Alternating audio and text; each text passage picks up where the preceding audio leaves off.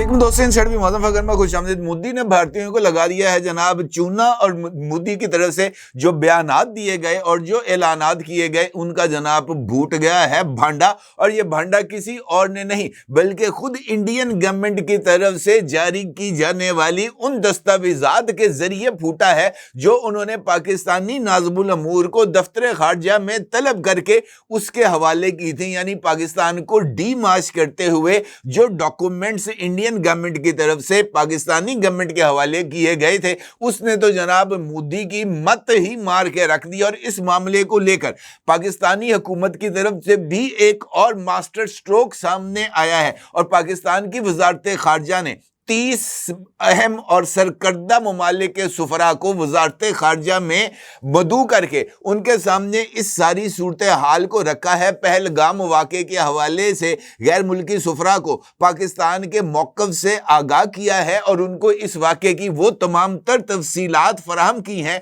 जो कि इस वक्त मीडिया पर भी मौजूद नहीं है। ना सिर्फ ये बल्कि इन सुफरा को इंडस वाटर ट्रीटी के हवाले से जो भारतीय हुकूमत की तरफ से जारी ऐलान है उसकी हकीकत से भी आगाह किया गया है। और वो डॉक्यूमेंट्स जिनका जिक्र मैं आपके साथ कर रहा हूं वो डॉक्यूमेंट्स इन सुफरा के सामने भी रखे गए हैं, जिसके बाद पायनो कहते ने ना हासास के सारे सफीर पिशान डिग पे। इस तरह की कुछ सिचुएशन डेवलप होती हुई नजर आ रही है। अब यकीनी तौर पर जानना चाहेंगे कि ऐसा क्या हुआ, उन डॉक्यूमेंट्स में ऐसा क्या था, गैर मुल्की सुफरा के सामने जो नुक्ते रखे गए वो कितनी अहमियत के हामिल है और खास तौर पर पाकिस्तान की तरफ से जो जवाबी रद्द अमल आया है, इस रद्द अमल पर जनाब ये जो गैर मुल्की सुफरा हैं इनका क्या कहना है। इस सारी सूरत हाल पर आपके साथ बात करता हूं, ये इंपॉर्टेंट इंफॉर्मेशन आपके साथ शेयर करता हूं। लेकिन उससे पहले बात करेंगे जो प्रेस कॉन्फ्रेंस हुई थी कल कौमी सलामती कमेटी के इजलास के बाद, और उस इजलास के बाद हमारे जो वजीर दिफा हैं उन्होंने एक स्टेटमेंट जारी की और उस स्टेटमेंट में उन्होंने एक टॉक शो के अंदर शिरकत की। और उस टॉक शो में जब उनसे पाकिस्तान के और इंडिया के बायलैटरल एग्रीमेंट्स के हवाले से ख़ास तौर पर शिमला एकॉर्ड के हवाले से पूछा गया तो वजीर दिफा का ये कहना था कि जनाब अगर इंडिया इंडस वाटर ट्रीटी को तस्लीम नहीं करता तो हम भी ये जो शिमला मुआहिदा है इसकी बत्ती बनाकर इंडिया को दे देंगे। अब ये जो नुक्ता जनाब ख्वाजा आसिफ साहब की तरफ से बताया गया है, मुझे ऐसे लगता है कि ये उन्हीं पॉइंट्स की तशरीह है जिसका जिक्र कल कौमी सलामती कमेटी में आया था। और मैंने आपकी खिदमत में आगाह किया था आपको कि अगर इंडस वाटर ट्रीटी नहीं है तो फिर शिमला एकॉर्ड भी नहीं है, फिर ताशकंद एकॉर्ड भी नहीं है, और उसके साथ साथ लाहौर डिक्लेरेशन भी किसी तरह का कोई मानी नहीं रखता। अब अगर शिमला एकॉर्ड नहीं है तो इसका मतलब यह है कि 1948 की जंग बंदी लाइन भी नहीं है। अगर शिमला एकॉर्ड नहीं है तो इसका मतलब यह है कि लाइन ऑफ कंट्रोल भी नहीं है। और अगर शिमला मुआहिदा नहीं है तो इसका मतलब यह है कि मकबूजा कश्मीर या पाकिस्तानी कश्मीर ये बदस्तूर अक़वाम मुत्तहिदा की करारदादों के मुताबिक इंटरनेशनली अहमियत का मुतनाज़ा इलाका डिक्लेयर कर दिया जाएगा और इस मुतनाज़ा इलाके में जो ताकतवर है उसी की हुकूमत चल सकती है। क्योंकि जब कोई कानून वहां पर लागू नहीं होगा तो फिर डंडे का या बंदूक का कानून ही है जो लागू होगा। और ये सिचुएशन बहुत ही ज्यादा गंभीर होगी जिसका इजहार या जिसका इशारा जनाब ख्वाजा आसिफ साहब की तरफ से मालिक साहब के टॉक शो में किया गया। ना सिर्फ ये बल्कि अगर आप कल की प्रेस कॉन्फ्रेंस को देखें तो उस प्रेस कॉन्फ्रेंस में दो इंपॉर्टेंट इशारे पाकिस्तान की गवर्नमेंट की तरफ से दिए गए थे। एक, उन्होंने उस खबर की तस्दीक की थी कि हालिया दिनों में बलूचिस्तान के इलाके और ख़ास तौर पर वो एरिया जो पाक ईरान बॉर्डर के करीब है बलूचिस्तान से, वहाँ पर एक और इंडियन स्पाई जो कि कुलभूषण यादव जैसी ही अहमियत का हामिल है उसको पाकिस्तानी फोर्सेस ने गिरफ्तार कर लिया है और वो इस वक्त पाकिस्तान की कस्टडी में है। और इस प्लेटफॉर्म से यानी इनसाइड के प्लेटफॉर्म से मैंने आपकी खिदमत में आगाह किया था कि ये जो इंडियन स्पाई है वो इस वक्त बीएलए या बीवाईसी के लिए लॉजिस्टिक्स को फराहम करने में जो रोल है ना सिर्फ वो प्ले कर रहा था बल्कि इन तमाम तंजीमों के लिए जो क्रिप्टो वॉलेट्स थे उनको भी टॉप अप करने में मुलव्वस था। और इसका इशारा कल की जो प्रेस ब्रीफिंग है वहां पर मिला जो مجھے ایسے لگتا ہے کہ مستقبل کے اندر جو پاکستان کا نیریٹو انڈیا کی سپانسرڈ دہشت گردی جو کہ پاکستان میں ہو رہی ہے اس سے ملے گا، اور پھر انٹرنیشنل کمیونٹی کے سامنے اس ساری پکچر کو رکھی جائے گی۔ دوسرا اشارہ جو اس پریس کانفرنس کے دوران ہوا تھا، اور خاص طور پر اگر آپ کو یاد ہو تو اس پریس کانفرنس کے اختتام سے پہلے خواجہ آصف صاحب کی طرف سے یہ نقطہ اٹھایا گیا تھا کہ کچھ پاکستان کے جو لوگ ہیں، خواجہ آصف کا یہ کہنا تھا کہ اگر کسی ایک پاکستانی کو کوئی نقصان ہوا، کسی ایک پاکستانی کی زندگی کو خطرہ لاحق ہوا، تو پھر ہم جو ہے نا معصوم اور بے گناہ بھارتیوں کا بھی لحاظ نہیں کریں گے۔ ایک پاکستانی کا خون بہے گا تو اس کے جواب میں ادھر بھی اسی طرح کا بلڈ شیڈ ہوگا۔ اس طرح کا ذکر انہوں نے کیا، اور ان کے یہ جملے بولنے کے بعد جو ہمارے نائب وزیر اعظم ہیں، جو کہ اس وقت وزیر خارجہ بھی ہیں، جناب اسحاق ڈار صاحب، انہوں نے ایک اور انکشاف بھی کیا تھا۔ اسحاق ڈار صاحب کا یہ کہنا تھا کہ میں بس اتنا ہی کہوں گا کہ ہمارے پاس کچھ انٹیلیجنس انفارمیشن موجود ہے۔ اس انٹیلیجنس انفارمیشن کے مطابق وہاں پر یعنی انڈین ہیلڈ کشمیر میں کچھ فورنرز موجود ہیں، اور ان فورنرز کے پاس کچھ حساس آلات بھی موجود ہیں، کچھ حساس اسلحہ بھی موجود ہے، اور ان کے پاس آئی ای ڈیز بھی موجود ہیں جو وہ ممکنہ طور پر پاکستانی کشمیر یعنی آزاد کشمیر یا پاکستانی علاقوں کے اندر استعمال کرنا چاہتے ہیں۔ یہ اشارہ مجھے ایسے لگتا ہے یہ اس بات کی طرف تھا کہ اس طرح کا جس طرح کا پہلگام کا واقعہ ہوا، شاید انڈیا پہلگام جیسے واقعے کو ایک اور اینگل سے دہرانا چاہے گا، اور اس کے ساتھ ساتھ پاکستان کے مختلف علاقوں کے اندر ایک انریسٹ کی سچویشن کو کریٹ کیا جائے گا۔ اب یہ غیر ملکی کون ہے، یہ ایک بڑا امپورٹنٹ سوال ہے، اور اس سوال کا جواب مجھے ایسے لگتا ہے اس ٹویٹ کے ذریعے ملتا ہے جو کہ اسرائیلی prime minister Benjamin Netanyahu کی طرف سے سامنے آتا ہے، اور اس کے ساتھ ساتھ نریندر مودی اس کو انڈورس کرتے ہیں۔ اس ٹویٹ کے اندر جو بنجمن نتن یاہو ہے وہ اس بات کا اظہار کرتے ہیں کہ پہلگام واقعے کے بعد انہوں نے Indian prime minister Narendra Modi کو فون کیا، اور انہوں نے اس واقعے کے اوپر افسوس کا اظہار کیا، اور انہوں نے انڈیا سے کہا کہ وہ اس طرح کی دہشت گردی کے واقعات پر انڈیا کے ساتھ کندھے سے کندھا ملا کر کھڑے ہیں، اور اس کے ساتھ ساتھ انہوں نے بھارتی گورنمنٹ کی طرف سے جو اقدامات اٹھائے گئے ہیں یعنی انڈس واٹر ٹریٹی کے حوالے سے پاکستان کے ساتھ بارڈر کو بند کرنے کے، ویزا کینسلز وغیرہ وغیرہ، ان تمام کو انڈورس بھی کیا، اور ساتھ ان کا یہ کہنا تھا اپنے اس ٹویٹ میں کہ انڈیا کو اب اس روڈ انیشیٹو کی طرف توجہ دینی چاہیے جس کے ذریعے جو ایگریمنٹ ہے وہ کیا گیا ہے سعودی عربیہ کے ساتھ، کہ جس طریقے سے چائنا نے روڈ اینڈ بیلٹ انیشیٹو کیا تھا اسی جیسا ایک انیشیٹو سلک وے وہ بنائے گا انڈیا، اور یہ انڈیا سے لے کر اسرائیل تک جائے گا، انڈیا سے بھارت، اور بھارت سے سعودی عربیہ، اور سعودی عربیہ سے جائے گا وہ اسرائیل۔ ان کا یہ کہنا تھا کہ اس انیشیٹو کے اوپر اب انڈیا کو فوکس کرنا چاہیے۔ تو اس کا مطلب یہ ہے کہ اگر اسرائیل کندھے سے کندھا ملا کر بھارت کے ساتھ کھڑا ہے تو وہ انٹیلیجنس رپورٹ جو کہ پاکستانی اداروں کو موصول ہوئی ہے، جس کا اشارہ اسحاق ڈار صاحب کی طرف سے دیا گیا ہے کہ مقبوضہ کشمیر میں کچھ یہ جو غیر ملکی ہیں وہ موجود ہیں، تو وہ غیر ملکی کوئی اور نہیں بلکہ وہ اسرائیلین ایجنٹس ہیں جو کہ انڈیا میں موجود ہیں، مقبوضہ کشمیر میں موجود ہیں، اور وہ پاکستان کے خلاف کسی طرح کی پلاننگ کر رہے ہیں۔ اب اگر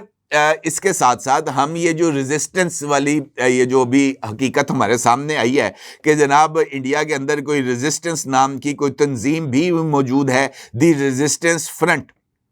تو یہ جو تنظیم ہے اس کے بارے میں بتایا یہ جاتا ہے، بلکہ حامد میر صاحب نے ایک کالم بھی لکھا تھا، اور ان کا یہ کہنا تھا اس کالم میں کہ 2019 میں بھارتی آئین کی دفعہ 370 ختم ہونے کے بعد محاذ برائے مزاحمت یعنی دا ریزسٹنس فرنٹ کے نام سے یہ جو محاذ ہے وہ شروع ہوا، اور اس گروپ کے بانی شیخ سجاد گل کا تعلق سری نگر سے ہے۔ یہ دلی کی جیل میں 4 سال گزار کر 2006 میں رہا ہوا، اور 5 اگست 2019 میں دوبارہ متحرک ہوا۔ اب یہ بات اہمیت کی حامل ہے کہ یہ شخص سری نگر میں پیدا ہوا، اس نے بی ایس سی کیا ہے، بی ایس سی کرنے کے بعد اس نے بنگلور کے ایک بہت بڑے پریسٹیجیس ادارے سے ایم بی اے کیا ہے۔ اس کے بعد یہ گرفتار ہوا ہے حوالہ اسکینڈل کے لیے، یعنی پیسوں کا ہیر پھیر کرنے کے لیے، غیر قانونی طور پر پیسے بیرون ملک بھجوانے کے حوالے سے، اور اس کے بعد یہ جو ہے وہ دلی کی تہاڑ جیل میں رہا۔ تہاڑ جیل سے اس کو منتقل کیا گیا سری نگر میں۔ تو بہت ساری چیزیں اس کے اندر جو ہے وہ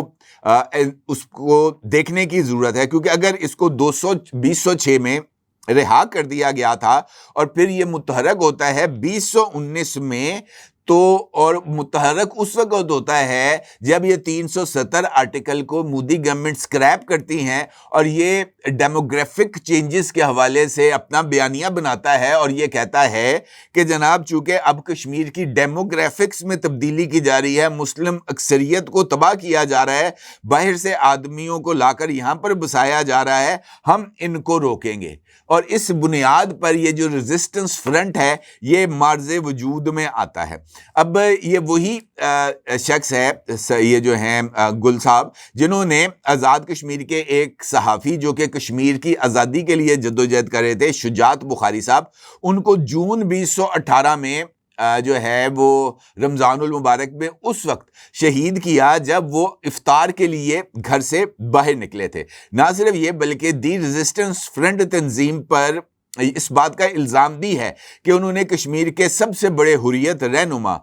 سید علی گیلانی کے داماد افتخار گیلانی جو کہ صحافی بھی ہیں، ان کو بھی قتل کرنے کا حکم جاری کیا تھا۔ یہ جو ریزسٹنس فرنٹ ہے اس کا سارا پیٹرن ISIS یعنی داعش کی طرز پر ہے۔ اگر آپ کو جعفر ایکسپریس یاد ہو تو جعفر ایکسپریس میں خود اس بات کا سانے میں اس بات کا ذکر وہاں سے جان بچا کر آنے والوں نے کیا تھا کہ وہ لوگ جو گولیاں مار رہے تھے وہ شناخت پوچھ کے گولیاں مار رہے تھے۔ اس وقت بلوچستان کے جو نیشنل ہائی وے کے اوپر جو لوگوں کو گولیاں ماری جا رہی ہیں وہ بھی شناخت پوچھ کر گولی ماری جا رہی ہے کہ تو پنجابی ہے، سندھی ہے، بلوچی ہے، پٹھان ہے، پنجابی آئیڈینٹی کو دیکھ کر گولی ماری جاتی ہے۔ بالکل ایسے ہی یہ جو واقعہ ہوا تھا اس کے واقعے میں پہلگام، وہاں پر بھی یہ اطلاعات سامنے آئی تھی کہ یہاں پر بھی آئیڈینٹی پوچھ کر گولی ماری گئی کہ تم ہندو ہو، سکھ ہو، عیسائی ہو، اس کے بعد اس کو گولی ماری گئی، جو کہ اس بات کی طرف اشارہ کرتا ہے کہ یہ وہی پیٹرن ہے جو کہ داعش کا پیٹرن ہے۔ اس کے ساتھ ساتھ اس واقعے میں بھی وہ تمام اسلحہ استعمال ہوتا ہے جو کہ امریکہ چھوڑ کے گیا تھا افغانستان میں۔ باڈی میں کیمرے بھی لگے ہوئے ہیں، ریکارڈنگ بھی کرتے ہیں، سارا پیٹرن داعش والا ہے۔ لہٰذا یہ جو ایشو ہے جو اس وقت پہلگام کا ہے، یہ بڑی ملٹی لیئر قسم کا واقعہ ہے، اور وہاں پر اسرائیلی موجودگی اور ISIS کی موجودگی، اور خاص طور پر اس سارے واقعے کے اندر ایک ایسے شخص کا سامنے آنا جو کہ بھارتی جیلوں میں بھی رہا ہو اور بھارت کے ایجنڈے کو لے کے آگے چل رہا ہو، تو یہ وہ تمام اشارے ہیں جو اس کو ایک فالس فلیگ آپریشن ثابت کرتے ہیں۔ اب نہ صرف یہ بلکہ یہ جو واقعہ ہوا اس کے فوری بعد جو پہلا رد عمل سامنے آیا تھا وہ مودی کی طرف سے آیا تھا، اور انہوں نے ایئرپورٹ کے اوپر یعنی اپنا دورہ سعودی عربیہ مختصر کیا اور وہ واپس آ گئے۔ وہاں پر آ کے انہوں نے ایئرپورٹ کے اوپر یہ ایک اجلاس کیا، اور اس اجلاس کے بعد جو بھارتی وزارت خارجہ ہے اس کے سیکرٹری کی طرف سے اعلان سامنے آیا، اور انہوں نے اپنی ایک پریس بریفنگ کے اندر انڈس واٹر ٹریٹی کو سسپینڈ کرنے کا اعلان کیا، کنڈیشنل، اور اس کے ساتھ ساتھ انہوں نے واگا بارڈر کو بند کرنے کا اعلان کیا، انہوں نے ویزاز کو کینسل کرنے کا اعلان کیا، انہوں نے پاکستان کے ساتھ ہر طرح کے رابطوں کو ختم کرنے کا اعلان کیا، انہوں نے سفارتی عملے کو مزید کم کرنے کا اعلان کیا، پاکستان کے جو ملٹری اٹیشیز ہیں ان کو جناب ناپسندیدہ قرار دے کر ملک سے باہر نکالنے کا اعلان کیا، اور پھر اس کے ساتھ پاکستان کے ناظم الامور یعنی چارج ڈی افیئر سعد احمد وڑائچ کو بھارتی وزارت خارجہ میں طلب کیا گیا اور ان کو ڈی مارچ کیا گیا۔ ڈی مارچ کرنے کا مطلب یہ ہوتا ہے کہ ان کو ایک احتجاجی مراسلہ دیا جاتا ہے جو کہ انڈین گورنمنٹ کی طرف سے ہے، پاکستانی سفیر کو دیا گیا ہے تاکہ وہ اس مراسلے کو گورنمنٹ آف پاکستان کے ساتھ شیئر کریں، گورنمنٹ آف پاکستان کو بھجوائیں۔ جائیں اور اس ڈی مارچ کے اندر, اس احتجاجی مراسلے کے اندر وہ جو احتجاج کیا جا رہا ہے, جس معاملے پر اعتراض کیا جا رہا ہے, اس کی وجوہات کا تعین کیا جاتا ہے کہ جناب اس وجوہات کی بنا پر ہم آپ کو ڈی مارچ کر رہے ہیں, اور اس کے ساتھ ساتھ وہ تمام اقدامات جس کا اعلان سیکٹری خارجہ کی طرف سے کیا جاتا ہے یا گورنمنٹ کی طرف سے کیا جاتا ہے, ڈی مارچ کے اندر اس کو مینشن کیا جاتا ہے. اب یہی وہ نقطہ ہے جس کا ذکر میں نے آپ کے ساتھ گفتگو کے آغاز میں کیا تھا کہ مودی نے خود اپنی جو انڈین لوگ ہیں ان کو ٹوپی بنا دی, ان کو بیوقوف بنا دیا, چونا لگا دیا اپنے ہی سٹیزنز کو. اعلان کیا گیا کہ انڈس واٹر ٹریٹی کو یونیلیٹرلی سسپینڈ کیا جا رہا ہے, جبکہ یہ جو ڈی مارچ کیا گیا پاکستان کے ناظم الامور کو بلا کر اس کو جو دستاویزات دی گئیں, اگرچہ اس کے اندر پہلگام واقعے کی ذمہ داری پاکستان پر عائد کی گئی, پاکستان پر ٹیرر فائنینسنگ کا الزام عائد کیا گیا, پاکستان کو ٹیررزم کو فروغ دینے کا جو ہے الزام عائد کیا گیا, پاکستان میں دہشت گردوں کی نرسریوں کا, ان کے اس طرح کے الزامات عائد کیے گئے, اور ساتھ اس بات کا بھی ذکر کیا گیا کہ ہم یہ اقدامات کر رہے ہیں. جو اقدامات کا ذکر کیا گیا اس ڈی مارچ میں, وہاں پر ذکر کیا گیا کہ جناب ہم بارڈر بند کر رہے ہیں, جناب ہم جو ہے وہ سفارتی عملے کی تعداد میں کمی کر رہے ہیں, ویزاز بند کر رہے ہیں, اس طرح کے تمام اعلانات کیے گئے. لیکن انڈس واٹر ٹریٹی کو سسپینڈ کرنے کا کسی طرح کا کوئی نقطہ اس آفیشیل ڈی مارچ میں موجود ہی نہیں, کیونکہ انڈیا کو پتا ہے کہ یہ جو انڈس واٹر ٹریٹی ہے وہ یونیلیٹرلی یک طرفہ طور پر سسپینڈ ہو ہی نہیں سکتی, اور اگر انڈیا اس کو یک طرفہ طور پر معطل کرے گا یا اس معاہدے سے باہر نکلے گا تو پھر انڈیا اس معاملے کا جو وزن ہے وہ اٹھائے گا, ورلڈ بینک کی طرف سے بھی اٹھائے گا, اور اس کے ساتھ ساتھ انٹرنیشنل کورٹ آف جسٹس میں بھی اٹھائے گا. اور انٹرنیشنل کورٹ آف جسٹس کا راستہ خود انڈیا نے اڈاپٹ کیا ہے کلبھوشن یادیو کے معاملے پر. انٹرنیشنل کورٹ آف جسٹس میں انڈیا خود گیا, لہٰذا یہ جو پانی کا ایشو ہے, اس ایشو کو لے کر انڈیا اگر واقعتاً گورنمنٹ آف پاکستان کو یا اس ٹریٹی کو سسپینڈ کرتا تو پھر اس کو لکھنا چاہیے تھا اس آفیشیل ڈی مارچ کے اندر کہ جناب ہم اس معاہدے سے باہر نکل رہے ہیں, ہم اس معاہدے کو مزید تسلیم کرنے پر تیار نہیں ہے, آج کے بعد تہاڈا پانی ہے تو ساڈا پانی ہے, بس جو بھی وہ کہہ سکتے تھے, لیکن انہوں نے ایسا نہیں کیا. اس کا مطلب یہ ہے کہ یہ جو منترا مودی کی طرف سے بنایا گیا کہ جناب ہم پاکستان کو بوند بوند پانی کے لیے ترسا دیں گے, مجھے نہیں لگتا کہ اس کے اندر کوئی حقیقت موجود ہے, کیونکہ اگر کوئی حقیقت موجود ہوتی تو اس ڈی مارچ کے اندر واضح طور پر انڈس واٹر ٹریٹی کے حوالے سے لکھا جاتا. اور یہی وجہ ہے کہ کل جو نیشنل سیکیورٹی کمیٹی کا اجلاس ہوا تھا پاکستان کا, ان کی طرف سے بھی یہ جو انڈیا کی طرف سے اعلان ہوا تھا نا کہ جناب ہم انڈس واٹر ٹریٹی سے باہر نکل رہے ہیں, وہ اس کو ثالثی عدالت میں یا ورلڈ بینک کے سامنے رکھنے کا اعلان کرتے کہ جناب ہم جا رہے ہیں ورلڈ بینک. وہ نہیں انہوں نے اعلان کیا, بلکہ ان کی طرف سے اس بات کا ذکر کیا گیا کہ اگر پانی کو روکا یا رخ موڑا تو ہم اس کو اعلان جنگ تصور کریں گے. اس کا مطلب یہ ہے کہ گورنمنٹ آف پاکستان نے آفیشیلی اس بات کو تسلیم کر لیا کہ انڈیا نے آفیشیلی انڈس واٹر ٹریٹی کو ہیلڈ ان ابینس میں نہیں ڈالا. اب چونکہ Indus water treaty held in abeyance میں نہیں ہے, انڈس واٹر ٹریٹی انٹیکٹ ہے, تو اور خود ڈاکومنٹس اس بات کو ثابت کر رہے ہیں, تو یہ محض ایک جو ہے نا جس طرح پہلگام فالس فلیگ تھا, بالکل ویسے ہی یہ اعلان انڈیا کی طرف سے کہ ہم انڈس واٹر ٹریٹی سے نکل رہے ہیں, یہ بھی فالس فلیگ ہے. اور خود جو انڈیا کی طرف سے ڈاکومنٹ سامنے آئی ہیں, اس نے جناب اس سارے عمل کا, مودی کے جھوٹ کا اور یہ جو انڈینز ہیں ان کو ماموں بنانے کا جو بھانڈا ہے وہ پھوڑ کے رکھ دیا ہے. اب میرا ضرور اظہار کیجیے گا. آپ کا بہت شکریہ. اللہ حافظ.